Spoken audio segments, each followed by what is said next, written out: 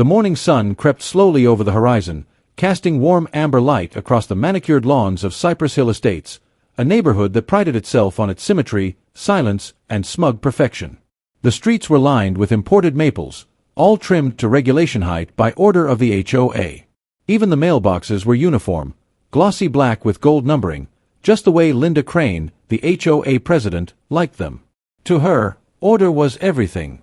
But for Ethan Cross, the quiet man who lived at the far end of Hawthorne Drive, that same order always felt a little hollow. Ethan had moved to Cypress Hill 2 years earlier, drawn by its quiet beauty and privacy. Few of his neighbors knew much about him, other than that he owned a successful development company that specialized in high-end commercial real estate. He didn't attend HOA meetings, didn't gossip at the mailboxes, and didn't care to. He paid his dues on time, waved politely, and spent most days working from his detached office, a sleek glass structure overlooking a wide expanse of untouched land that stretched behind his property. That land, nearly 6 acres of rolling green, technically marked the edge of the community. It had once been considered useless marshland, until Ethan bought it outright. It was early spring when the noise began. At first, it was faint, the clatter of metal, the hum of machinery, enough to make Ethan glance up from his coffee but not enough to alarm him. But as days passed, the sound grew louder, sharper. One morning, he stepped out onto his porch to find an excavator rumbling not 50 yards from his fence line. Men in hard hats were driving steel stakes into the ground, marking boundaries, unrolling blueprints across makeshift tables. On the far side, a banner fluttered in the breeze, "Future home of the Cypress Hill Community Clubhouse, coming soon." Ethan's brow furrowed. He knew that stretch of land.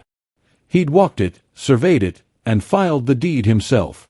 The area where those stakes now stood wasn't HOA property, it was his. Every square foot. But he didn't rush to confront anyone. He didn't storm out or shout across the field like an ordinary homeowner might have. Instead, he simply took a long sip of coffee and watched. From his porch, he could see Linda Crane directing the workers like a queen in her court. Clad in a beige pantsuit and oversized sunglasses, she waved her clipboard like a scepter, barking orders to the contractors as if she were building her own legacy. Her signature was on everything: the permit applications, the newsletters, even the HOA website banner that proudly declared, "Our community deserves excellence, President Linda Crane." Ethan quietly turned and went back inside. He didn't call the county. He didn't send an email. He just pulled up his files, checked the latest property surveys, and confirmed what he already knew. The HOA's Community Improvement Project was being built almost 40 feet onto his land. For most people, that discovery would have sparked fury. But Ethan wasn't most people. Years in real estate had taught him patience and power. He'd seen how people like Linda operated, drunk on control, convinced that rules only applied to others. So instead of stopping her, he decided to let her finish. Let her waste her time, her budget, and her pride, all on land that didn't belong to her. He began to quietly document everything. Every day, he'd take discreet photos from his window: trucks unloading materials, cement mixers pouring foundations, builders raising steel frames. He kept digital timestamps, even recorded short clips on his phone whenever Linda came to inspect progress.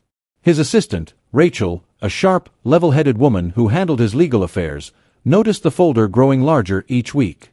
"Should I send a cease and desist?"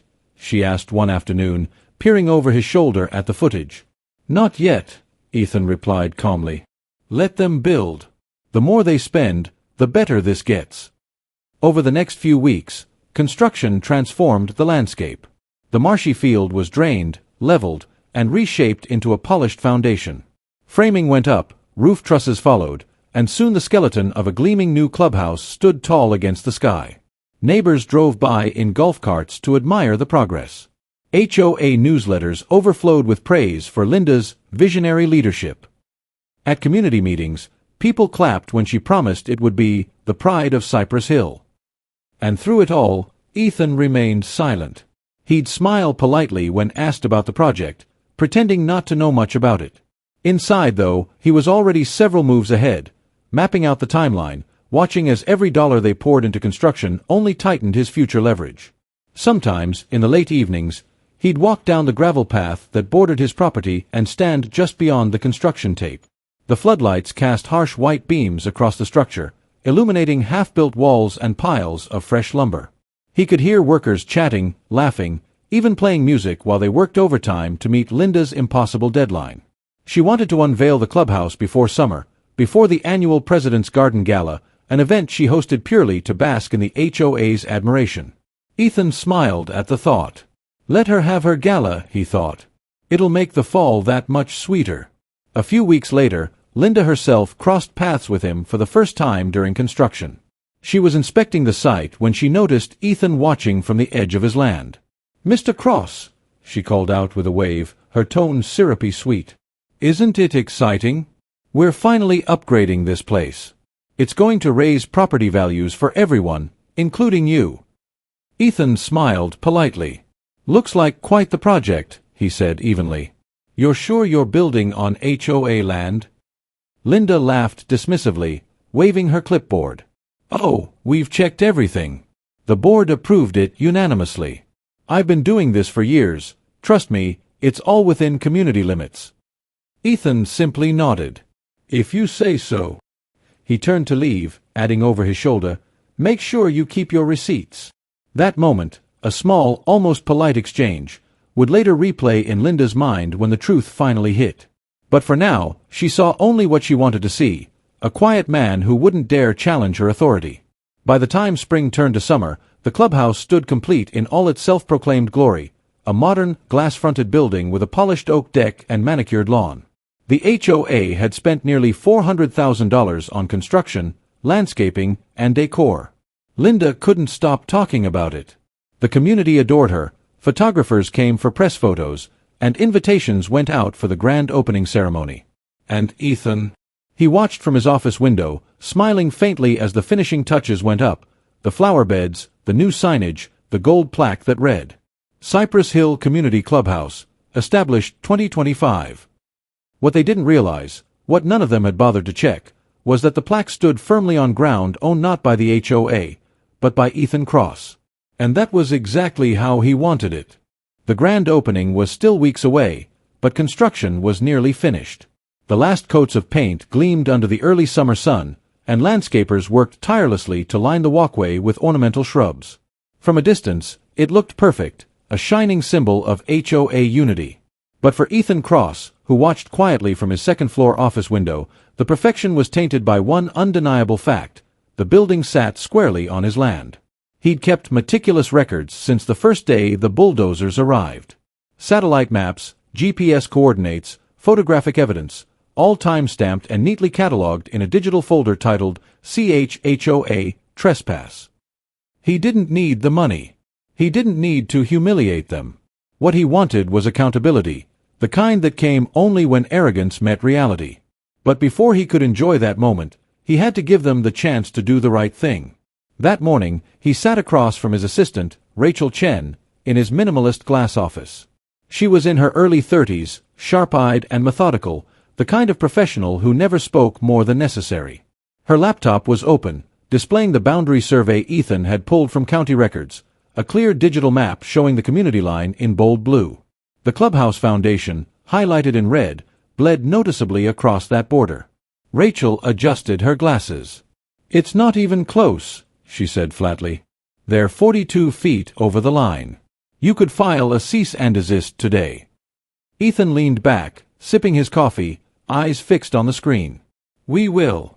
But I want it on paper first. Send a formal notice, certified mail. Include the survey and a simple statement. The construction project identified as the Cypress Hill Community Clubhouse is encroaching on private property belonging to Cross Properties, LLC.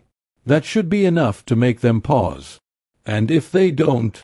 Ethan smiled faintly. "Then we'll let them hang themselves with their own confidence." By noon, Rachel had drafted and mailed the notice, addressed directly to Linda Crane, president of the Cypress Hill Homeowners Association. The letter was professional but firm, with attached documentation and a polite request to halt construction immediately pending a property review. Copies were also sent to the HOA board's registered agent and the local building authority. Legally, it was airtight. But a week later, the sound of construction hadn't stopped. If anything, it had intensified. Trucks continued to roll in, Workers hammered through the afternoons, and a brand new sign had appeared out front. Grand opening, July 12th, all residents welcome. Ethan raised an eyebrow. Bold, he muttered, glancing out the window as he watched Linda directing another delivery truck into the new parking lot. Rachel shook her head. She didn't even acknowledge the letter. No response from the HOA or their council. Then she's made her choice, Ethan said quietly, turning back to his desk. Let's start recording everything from today onward. Every visitor, every delivery, every post they make about the property. If she wants to ignore the warning, she can own the consequences. Later that week, Ethan attended the HOA's monthly meeting, the first time he'd shown up since moving in. The event was held in the community park under a white tent, buzzing with chatter and lemonade stands. Neighbors were surprised to see him there. He'd always been the quiet recluse, the man behind the mirrored windows. Linda spotted him almost immediately and flashed her usual performative smile. "Well, look who decided to join us," she announced to the crowd, clutching the microphone like a talk show host. "Mr. Cross, our resident real estate expert. We were just talking about how beautiful the new clubhouse is turning out. I'm sure you appreciate a good property investment." Ethan kept his expression neutral. "It's impressive work," he said calmly. "I just wanted to be sure you received my letter." Linda blinked, her smile faltering for a split second before she regained her composure. "Letter? Oh, that. Yes, we got something from your office. Very official sounding. But our surveyor confirmed everything's within our easement, so there's nothing to worry about." "Your surveyor?" Ethan asked, raising a brow. "From which firm?" She waved a dismissive hand. "Oh, a local one. Doesn't matter, we've used them before. Everything's fine, Mr. Cross. You really don't need to concern yourself. The community's excited about this project, and frankly, we'd appreciate your support rather than interference." Ethan nodded slowly, his calm gaze unwavering. "Of course," he said softly. "I wouldn't want to interfere with progress." Then, after a pause, he added, "I'm sure your surveyor's insurance will appreciate that confidence." Linda didn't catch the meaning at first, but Rachel, who stood just behind Ethan, did. Her lips curved into the faintest smile. The meeting carried on, full of routine updates and self-congratulation. But a subtle shift rippled through the crowd. A few board members, those who'd actually read Ethan's letter, exchanged uneasy glances. They'd heard rumors that he wasn't just a wealthy homeowner, but a developer with deep legal and financial reach. Still, Linda's voice overpowered any whispers. She ended the meeting with her trademark flourish. "This is our community, and no one is going to stand in the way of progress." By the following week, the clubhouse was complete. The final inspection passed, banners were hung, and invitations were printed. The HOA's social media page posted triumphant photos captioned, "Together, we built something extraordinary. Join us for the grand opening of our new clubhouse." Ethan scrolled through the posts in silence, noting the timestamps and the exact wording. Every image, every caption, every press quote would later serve as evidence, proof that the HOA had willfully ignored a legal warning. "Do we move forward now?" Rachel asked, watching him from across the desk. "Not yet," Ethan replied, eyes glinting with quiet amusement. "Let them open it. Let her cut her ribbon. The higher she climbs, the harder the fall." That night, Linda hosted a small private pre-opening event for the HOA board. Laughter echoed across the lawn, glasses clinked, and soft music played from speakers mounted under the newly installed pergola. She stood on the deck of the clubhouse, wine in hand, admiring her creation. To her, it was more than a building, it was proof of her legacy, her control, her victory. Across the field, in the dim glow of his office, Ethan watched through his binoculars, recording the scene with quiet precision. He saw Linda raise her glass, smile for photos, and toast her accomplishment. Rachel entered the room behind him, carrying a folder of new documents. "You were right," she said, handing him the folder. "I pulled the permit applications they filed with the county. They listed the parcel as HOA-owned land, but the legal description doesn't match. They never checked the updated plat map after your acquisition 2 years ago. Their entire structure sits on your property." Ethan lowered the binoculars and set them down gently. "Perfect," he said, his voice calm and deliberate. "Then we wait until the press shows up. I want her picture with that ribbon before we file." As the sound of distant laughter drifted through the night, Ethan leaned back in his chair, the faintest hint of a smirk on his face. Linda Crane had ignored his warning. She'd mocked his professionalism, dismissed his courtesy, and doubled down on her pride. And in doing so, she had just handed him everything he needed, not only to take back what was his, but to do it publicly, legally, and with devastating finality. The trap was set. All he had to do now was wait. The day of the grand opening arrived like something out of a magazine spread: bright skies, a gentle summer breeze, and the sound of laughter echoing across Cypress Hill estates. Cars lined the streets, balloons fluttered in the sun, and the new clubhouse gleamed like a crown jewel at the heart of the neighborhood. The HOA had spared no expense. White tents stretched across the lawn, tables were draped with linen, and the smell of catered food hung thick in the air. Local reporters had been invited, a small brass band played near the entrance, and a crowd of residents gathered with their children, cameras, and cups of sparkling lemonade. It was, by all appearances, a perfect day. But amid all the excitement, one figure stood quietly near the back of the crowd: Ethan Cross, dressed in a dark linen shirt and sunglasses, hands calmly tucked into his pockets. No one noticed the faint smile on his face, or the manila envelope tucked beneath his arm, stamped with the seal of the county registrar's office. Up on the temporary stage, Linda Crane basked in attention like a performer on opening night. Her hair was immaculately styled, her blazer freshly pressed, and her voice rang out over the microphone with the tone of a politician announcing her own victory. "Friends, neighbors, members of Cypress Hill," she began, gesturing grandly toward the clubhouse behind her, "today marks a milestone in our community's history. Together, we built something beautiful, a place for gatherings, celebrations, and unity. This is our clubhouse, and it represents everything we stand for." The crowd erupted in applause, some whistling and cheering as she smiled and waved. Cameras clicked, and a reporter from the local gazette leaned forward to capture the perfect photo. Behind her, the clubhouse doors gleamed in the sunlight, brand new and waiting for the first guests to step inside. To everyone else, this moment was triumphant, but to Ethan, it was poetic. Every plank of wood, every nail hammered into the frame, every dollar of HOA money spent on that building, now belonged to him. From his vantage point near the shade of a tree, Ethan watched as Linda continued her speech, thanking donors, committee members, and her construction partners. He caught a glimpse of Rachel, standing a short distance away, blending into the crowd with a camera in hand. She wasn't there to celebrate, she was there to record everything. Each photo, each quote, each public claim of ownership would serve as evidence later. The more Linda boasted, the stronger Ethan's case would become. "We are proud to have completed this project without a single delay or obstacle," Linda declared confidently, smiling at the crowd. "Some people doubted us, but I knew from the start, we were building on solid ground." That line earned her a round of laughter, but Ethan chuckled under his breath. "Solid ground," he murmured, "but the wrong soil." As the ceremony continued, the band struck up a cheerful tune while a red ribbon was stretched across the clubhouse doors. Linda's husband handed her a pair of oversized golden scissors, symbolic, theatrical, and entirely self-serving. She positioned herself for the cameras, beaming as the local reporter counted down. 3, 2, 1. Snip. The ribbon fell, applause thundered, and confetti burst into the air from two small cannons. Children cheered, champagne corks popped, and the crowd surged forward to explore the new facility.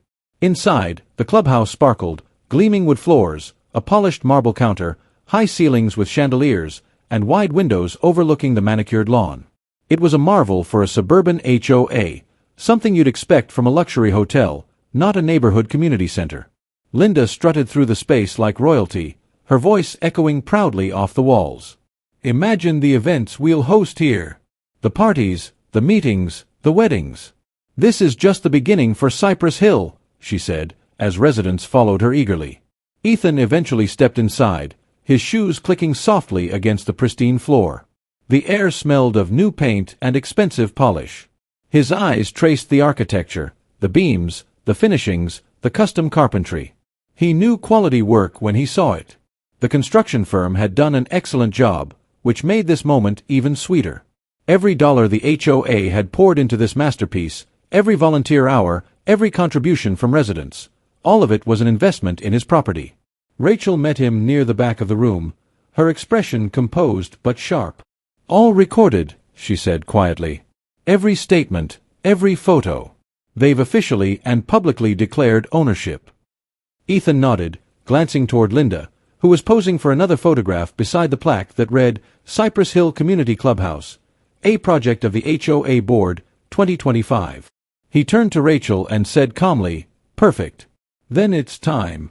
Outside, the crowd began to disperse as the speeches gave way to mingling and chatter. Linda, still riding the high of her public success, noticed Ethan standing by the refreshment table. She approached him, a smug smile tugging at her lips. "So, Mr. Cross," she said lightly, swirling her glass of champagne. "You made it. I'm glad you decided to come. I was worried you'd skip out again." Ethan smiled politely, his tone smooth and even. "Wouldn't miss it for the world," he replied. "You've outdone yourself, Linda. It's quite a project." She laughed, basking in the compliment. "Thank you. I told everyone this would bring us all together. Even you, apparently." Ethan nodded thoughtfully. "It certainly brought things together," he said. "By the way, have you filed your occupancy certificate yet?" Linda blinked, caught off guard. "What? Oh, of course we have. The county approved it weeks ago." Ethan's expression didn't change. "Good. That'll make things easier when the paperwork changes hands." Before she could respond, he excused himself with a courteous nod and walked away, leaving her standing there puzzled but unwilling to chase after him in front of the crowd. That evening, when the celebration ended and the last of the guests trickled home, Ethan returned to his office. The sun had dipped below the horizon, and the neighborhood was quiet once more. He sat behind his desk, unfastened the manila envelope he'd carried all day, and removed the documents inside, official, sealed, and time-stamped by the county clerk.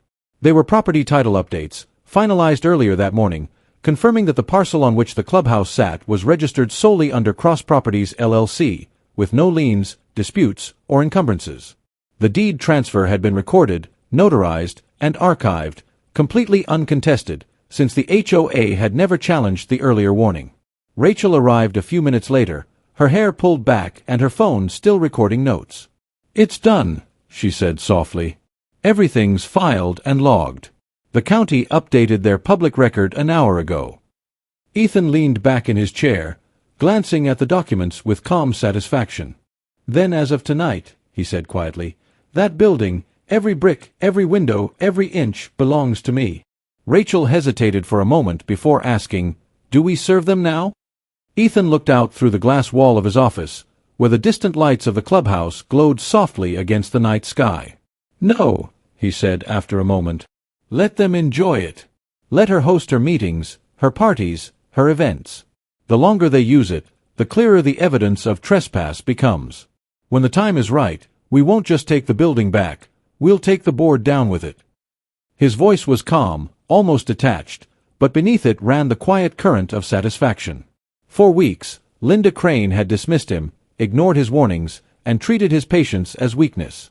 But she'd built her triumph on a foundation that wasn't hers, and now, with every passing day, she was sinking deeper into the hole she'd dug herself. Outside, a soft rain began to fall, pattering gently against the windows. Ethan watched it for a while, the faintest reflection of the clubhouse lights glimmering in his eyes. Somewhere across the neighborhood, Linda was probably toasting herself, certain she'd cemented her legacy. What she didn't realize was that the moment she cut that red ribbon, she'd signed her own eviction notice. The trap was no longer just set, it was already closing. Ethan turned off the light in his office, slid the deed into his safe, and smiled faintly to himself. "Let's see how long it takes her to realize," he murmured. The night was quiet again, the rain steady and rhythmic. Tomorrow, the HOA would wake up still celebrating their success, blissfully unaware that their greatest achievement had already been sold out from under them. And Ethan Cross, patient as ever, was just getting started.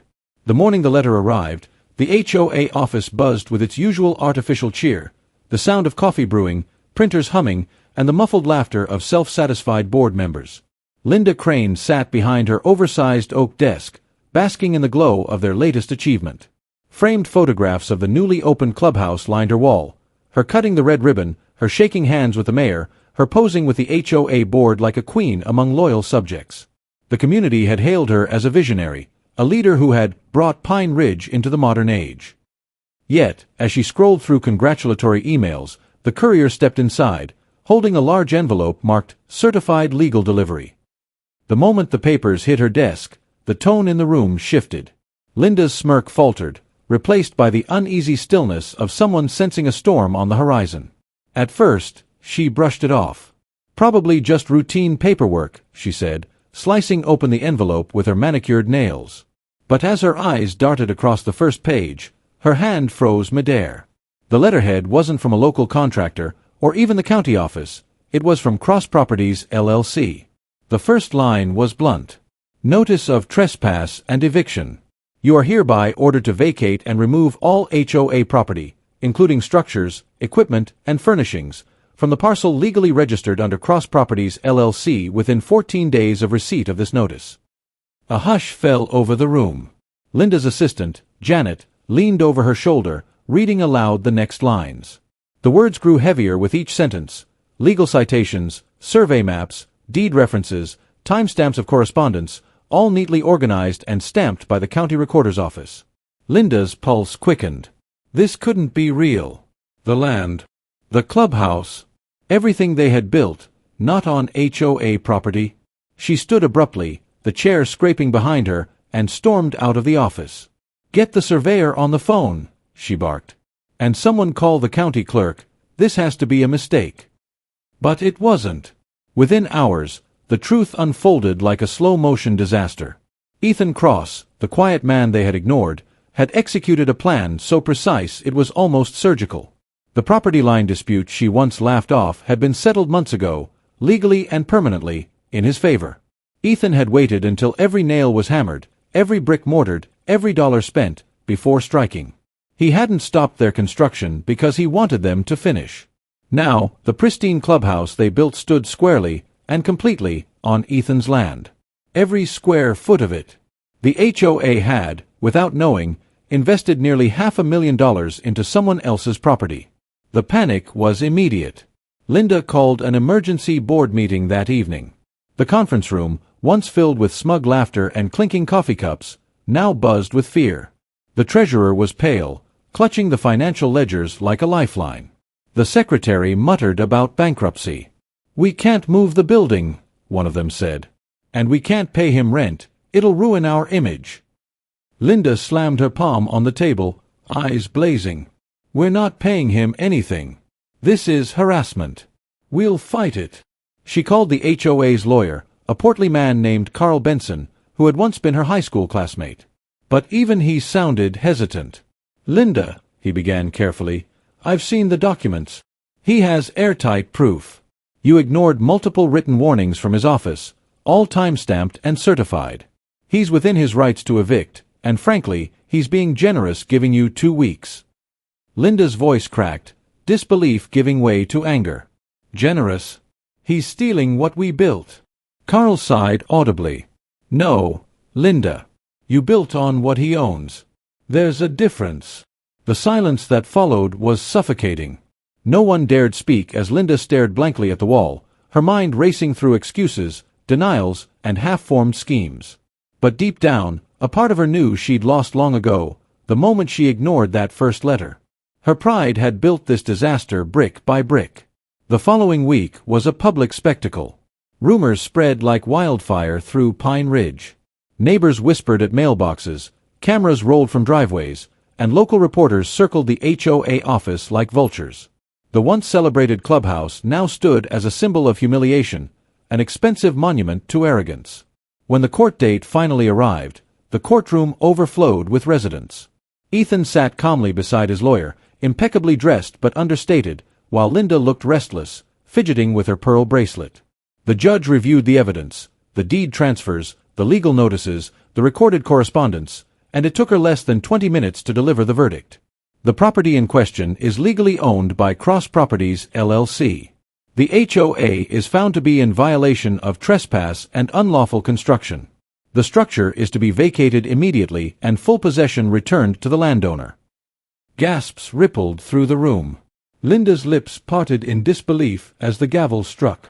Ethan didn't smile or gloat. He simply nodded once, as if checking off the final step of a plan that had been in motion for months. As he rose from his seat, their eyes met across the room. For the first time, Linda saw not a passive neighbor or a soft-spoken landowner, but the man who had orchestrated her downfall with the precision of a chess grandmaster. Outside the courthouse, cameras flashed, microphones swarmed, and residents began whispering phrases like poetic justice and karma. The HOA board scattered, each trying to avoid reporters, while Linda stood alone on the courthouse steps, her voice trembling as she muttered, "He set us up. He waited for this." And she was right. Ethan had waited, not out of cruelty, but out of principle. She had ignored respect, law, and boundaries, and now she was forced to face all three. That night, under the glow of the clubhouse lights, soon to be extinguished, Ethan stood silently across the street, hands in his pockets, watching the place one last time. He didn't see a building. He saw a lesson written in brick and pride. Rachel pulled up beside him, rolling down her car window.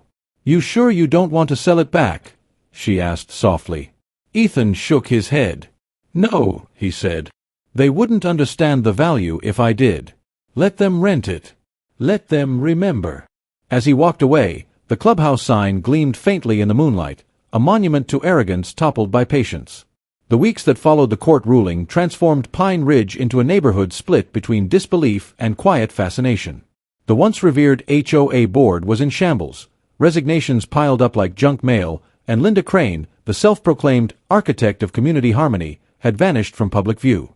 The clubhouse, that gleaming symbol of her power, now stood eerily silent. Its doors were padlocked, its parking lot deserted except for a few curious onlookers who drove by to glimpse the monument of her downfall. The manicured lawns began to yellow, the flower beds wilted without attention, and a faint sign was posted on the newly repainted white door, "Property of Cross Properties, LLC." What had once been a hub of self-congratulation had become a ghost of pride, beautiful, yet hollow. Inside his office, overlooking the rolling hills of his estate, Ethan Cross read through the final papers. The court had transferred all legal rights of the land, structure, and contents to his company without a hitch. He had no interest in destroying what the community had built, only in making them understand ownership, respect, and humility. Rachel entered quietly, setting a cup of coffee on his desk. "So," she said with a wry smile, "what's next for your little trophy?"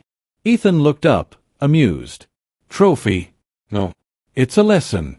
A very expensive one." He turned the signed lease agreement toward her. Pine Ridge HOA had officially agreed to rent the clubhouse from him for $6,000 a month. The irony wasn't lost on either of them. "They fought me over a fence," Ethan said with a faint chuckle, "and now they're paying me to use the land they claimed was theirs." Rachel grinned. "That's poetic." Ethan nodded slowly, eyes softening. "No, Rachel. That's justice." The reopening ceremony was subdued, a stark contrast to the grand affair Linda once hosted. No ribbon-cutting, no speeches, no photographers. Just a handful of weary board members unlocking the doors and stepping into what no longer felt like theirs. The air inside still carried the faint scent of new paint and varnish, but something deeper lingered, an invisible weight of embarrassment. The same walls that once echoed with Linda's declarations of community pride now carried whispers of defeat. A small brass plaque had been installed near the entrance. "Leased property, Cross Properties, LLC." Every guest who walked in saw it. No one spoke of it, but every glance that lingered told the same story: they'd been outplayed. Linda returned a week later, looking thinner, her confidence replaced by quiet resignation. She no longer strutted through the neighborhood with clipboards and threats of fines. Instead, she walked the same path she once patrolled with authority, now just another resident among many. The neighbors who once feared her now pitied her. She avoided their eyes, clutching the lease payments in a plain envelope each month, sliding them across Ethan's receptionist's desk without a word. For Ethan, there was no satisfaction in watching her diminished state, only a solemn reminder of how pride can turn power into ruin. "I didn't take it to humiliate her," he once told Rachel. "I took it because boundaries mean something. Without them, communities fall apart." As autumn settled over Pine Ridge, the clubhouse found a new rhythm. It hosted charity events, family gatherings, and, ironically, the very HOA meetings where new rules about property respect and communication with landowners were discussed in great detail. The members never spoke Ethan's name, but his presence was felt in every careful decision they made. The once arrogant HOA had learned the value of humility, one lease payment at a time. Ethan occasionally drove by, not to gloat but to observe. Seeing children play outside the building and neighbors talking instead of arguing gave him quiet satisfaction. The place had finally become what it was meant to be, not a monument to power, but a space for connection. Months later, a local newspaper revisited the story, publishing an article titled "From Pride to Partnership, the HOA that paid for its own lesson." It praised Ethan's restraint and fairness, painting him as a man who could have demolished the building but chose to repurpose it instead. When asked for comment, Ethan gave a single line that became the article's closing quote. "Ownership isn't about control, it's about respect. The moment you forget that, you lose both."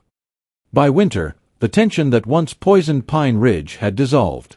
The residents began to rebuild, not structures, but trust. They spoke openly, shared responsibilities, and even invited Ethan to the community's holiday gathering, held, fittingly, inside the very clubhouse he owned. He attended quietly, standing near the back, watching laughter replace fear. At one point, Linda approached him, hesitant and humbled. "You could have taken everything," she said softly. "You didn't." Ethan offered a small smile. "You already built it.